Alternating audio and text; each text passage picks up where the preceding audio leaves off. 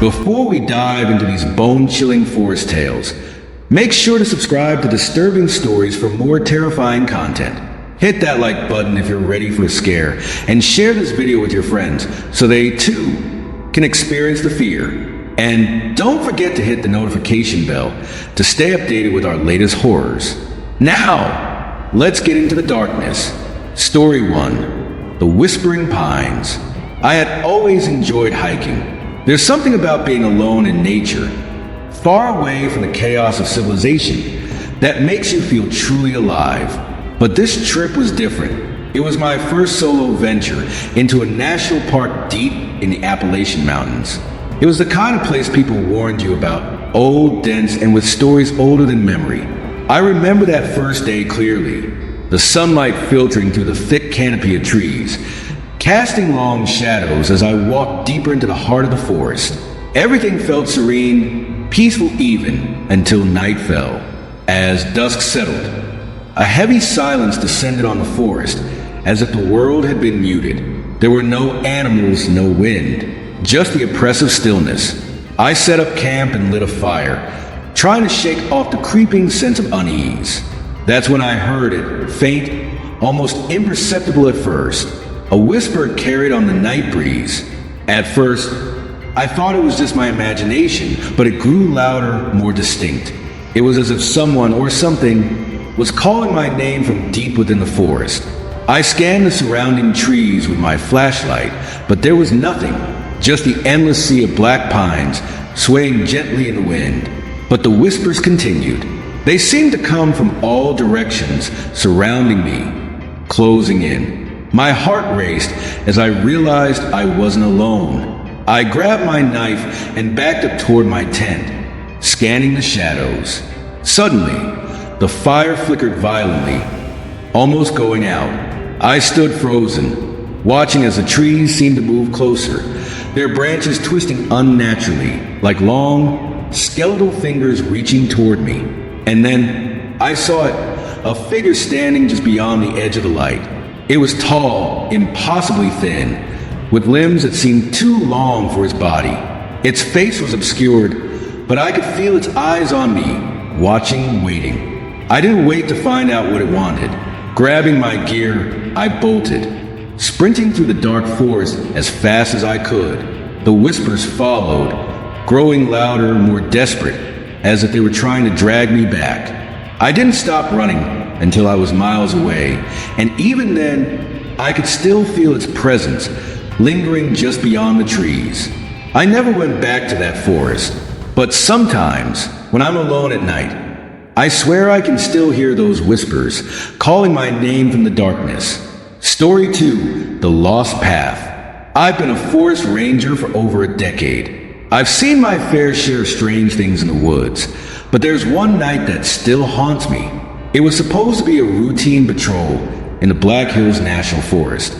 A group of hikers had gone missing, and we were tasked with finding them before nightfall. But we never found them, at least not all of them. We'd been searching for hours, trekking deeper and deeper into the woods, when we came across an old trail that wasn't on any of our maps. It looked ancient, overgrown with moss and vines, as if it hadn't been used in centuries. But something about it felt wrong. The trees along the path were twisted and gnarled, their branches forming a canopy so dense that no light could penetrate. And the silence, it was like the entire forest was holding its breath. Against my better judgment, we followed the trail. The deeper we went, the stranger things became. The air grew colder, the trees more warped, and soon it felt like we were walking in circles. No matter which way we turned, we always ended up back on that same path. Then we heard it, a faint sobbing, echoing through the trees. We ran toward the sound, thinking we'd found one of the missing hikers. But when we arrived, there was no one there, just an old, dilapidated cabin hidden among the trees. Its windows were shattered, and the door hung loosely on its hinges. The sobbing continued, coming from inside. We entered cautiously, our flashlights cutting through the thick darkness. The inside was just as decayed as the outside. Rotten furniture, dust-covered floors, and the stench of mold. but there was no sign of anyone, just a relentless sound of sobbing, growing louder with every step. And then we saw her, sitting in the corner of the room, her back to us.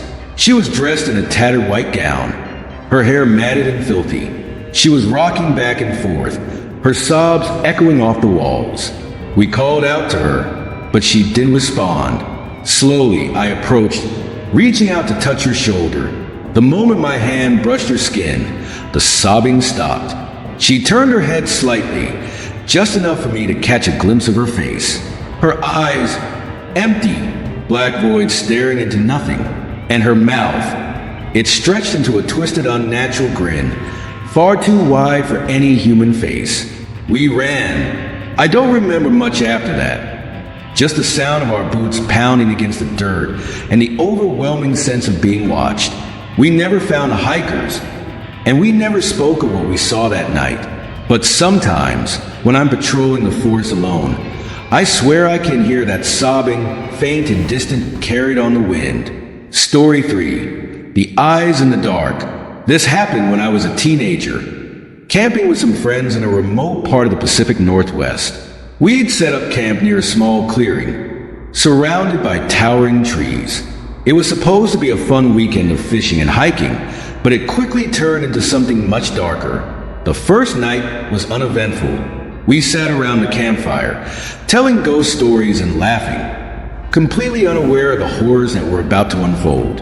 It started the next night. We were sitting around the fire again when we heard it, a low, guttural growl coming from the woods.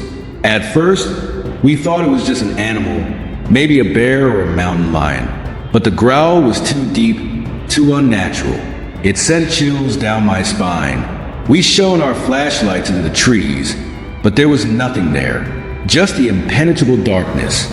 Then we saw them, eyes, dozens of them, glowing in the darkness, watching us from the edge of the clearing. They were too high off the ground to belong to any known animal, and they moved in unison, as if whatever they were attached to was circling us, waiting.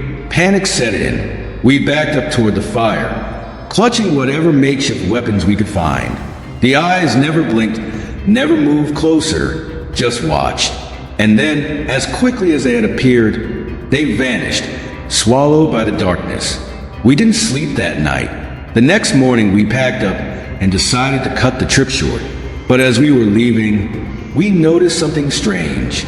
The trees surrounding our campsite were scratched, deep gouges carved into the bark, as if something had been marking its territory. And the tracks, massive clawed footprints that led away from our camp and disappeared into the forest. I don't know what was out there that night, and I don't want to know, but every now and then when I'm camping in the woods, I get that same feeling. The feeling of being watched by unseen eyes lurking just beyond the light. If these stories send a chill down your spine, make sure to subscribe to Disturbing Stories. Don't forget to like this video, share it with your friends, and hit the notification bell so you never miss a moment of terror. You never know what's waiting for you in the dark.